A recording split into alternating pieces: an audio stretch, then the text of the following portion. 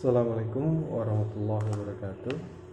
Baik, di sini saya akan melanjutkan pembahasan mengenai khulu sebagaimana yang telah dijelaskan oleh kawan saya tadi mengenai pembahasan bab talak, dan sekarang kita lanjut kepada pengertian khulu. Khulu berasal dari bahasa Arab.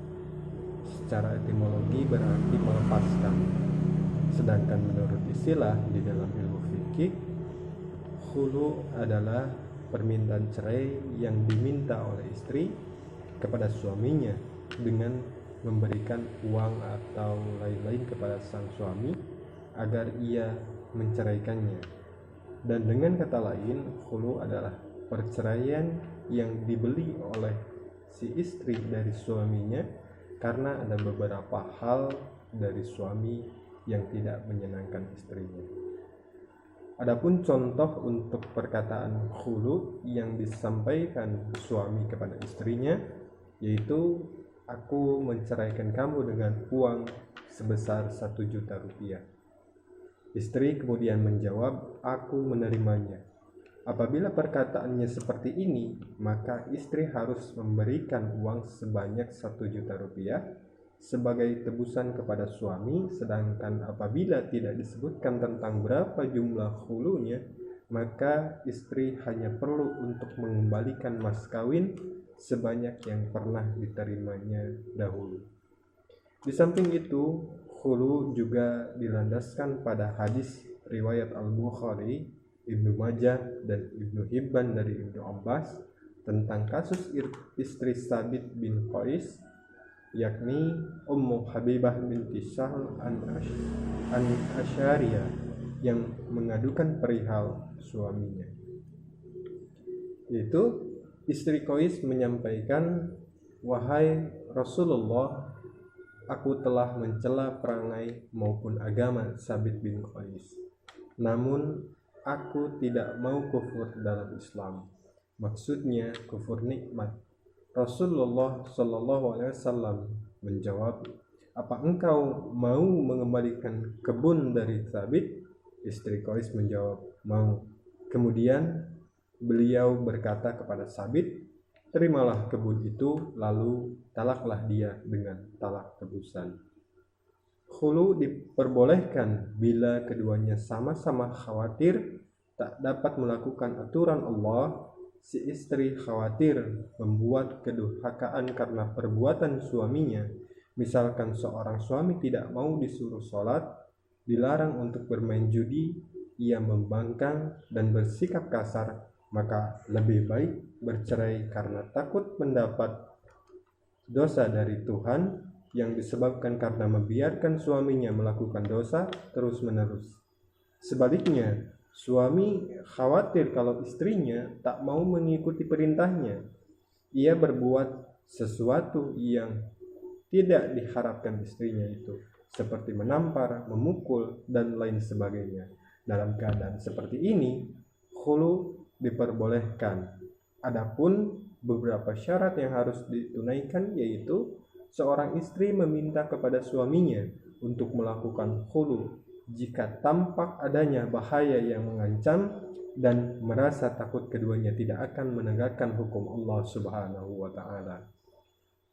Hendaknya khulu itu berlangsung sampai selesai tanpa adanya tindakan penganiayaan ataupun menyakiti yang dilakukan oleh suami terhadap istrinya.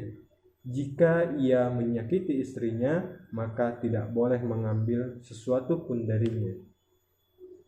Khulu itu berasal dari istri dan bukan dari pihak suami. Jika suami yang merasa tak senang hidup bersama dengan istrinya, maka suami tidak berhak mengambil sedikit pun harta dari istrinya. Khulu sebagai talak bain sugra, yakni sebuah perceraian yang tidak dapat dirujuk kembalinya sang istri oleh si suami kecuali proses akad nikah yang baru. Ada hukum-hukum di dalam penerapan khulu tersebut, yaitu yang pertama ada mubah ataupun boleh, mustahab atau wajib, dan haram. Baik, kita akan membahas tentang mubah ataupun boleh. Jika seorang istri tidak menyukai untuk tetap bersama dengan suaminya, baik karena buruknya akhlak ataupun perilaku suaminya, atau karena buruknya wajah ataupun fisik suaminya, sehingga ia khawatir tidak dapat menjalankan hak-hak suaminya yang telah ditetapkan Allah kepadanya, maka dalam kondisi semacam ini istri boleh mengajukan khulu kepada suaminya. Hukum yang kedua adalah hukum mustahab ataupun wajib. Jika suami melakukan hak-hak Allah seperti jika suami melalaikan hak-hak Allah seperti suaminya meninggalkan sholat, suaminya melakukan hal-hal yang dapat membatalkan keislamannya, dan yang semisalnya, maka istri dianjurkan untuk mengajukan khulu. Ini adalah pendapat ulama Hanabilah. Hukum yang ketiga adalah hukum haram. Jika istri mengajukan khulu kepada suaminya bukan karena alasan yang diperbolehkan agama, seperti karena sang suami buruk rupa, maka khulu tersebut menjadi hukumnya haram. Dan pembahasan kita terakhir adalah mengenai tentang ruku di dalam khulu.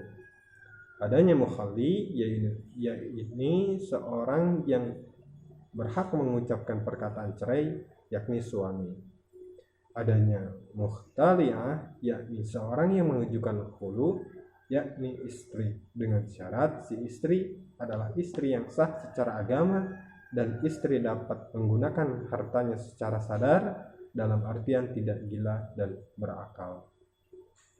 Adanya iwad, yakni harta yang diambil dari suami dari istrinya sebagai tebusan karena telah menceraikan istrinya. Adanya sigha khulu atau perkataan khulu dari suami. Terima kasih. Untuk selanjutnya mungkin saya serahkan kembali kepada pemateri pertama, yaitu Sabilul Haq. Assalamualaikum warahmatullahi wabarakatuh.